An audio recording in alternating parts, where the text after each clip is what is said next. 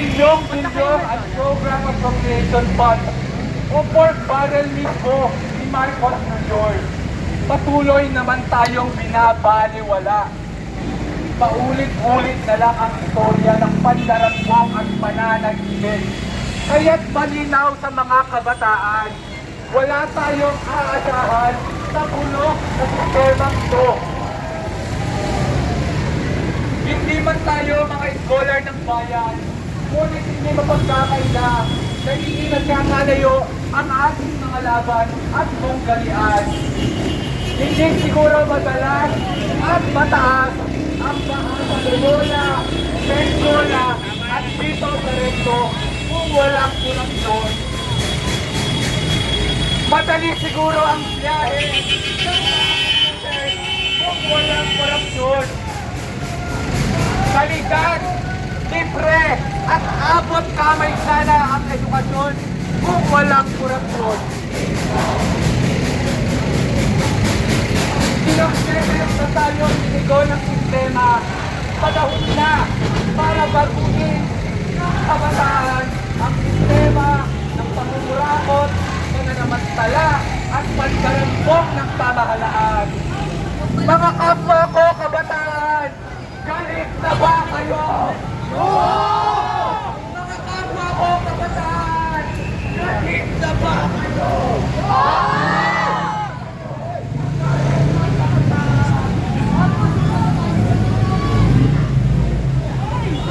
Dalhin natin ang galit ng kabataan dito sa lansangan. Tayo kabataan, tayo kabataan.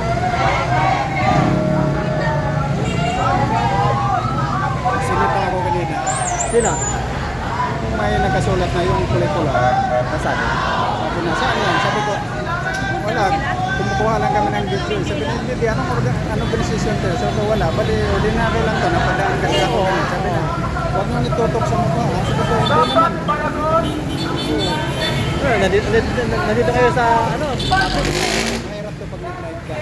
Ay, nag-live ka nila sa pag-live. Nag-live eh. Kasi pag nag-live, hasa dito. Oo. Sabi ako. Mga bata at mga bata, ang tao, ang bayan. Dito po po sa may insurance.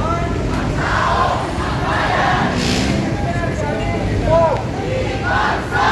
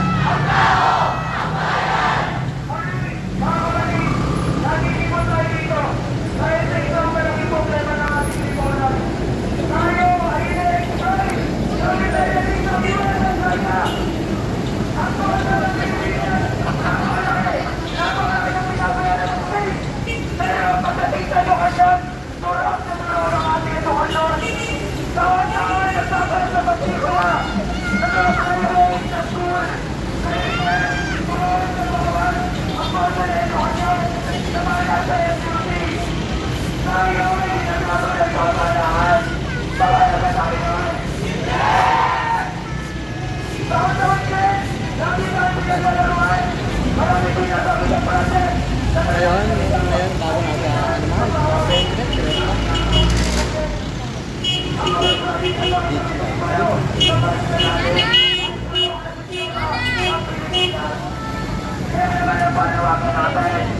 bago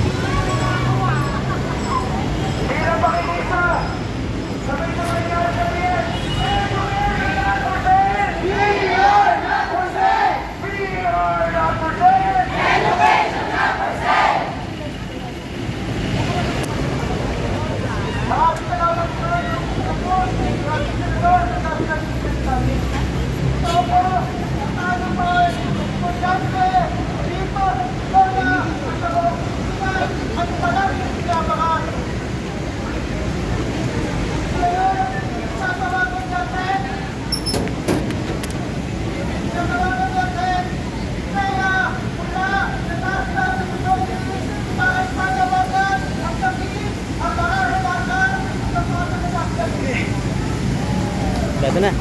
Upload. So, mapagkinabang umaga po sa ating lahat. Ako po si Thea, isang nag-Italian. At alam ko, ibang ko rin ang ating sinisay para makapaglabas tayo ng ating magahilain dahil sa pagsusunod ng panibang pwersa. Ngunit, nagiging tayo ngayon. Napakita ang mga Italian at iba't ibang estudyante ng UBES ay hindi at handa na rin lumaban. Alam ko, marami sa atin ang takot ngayon dahil hindi tayo sanay sa ganitong pagsunod. Ngunit, ito ay walang pantay sa bigat na niraramdaman natin. Dahil harap-harapan na tayong pinaloko ng korap at pasistang estado.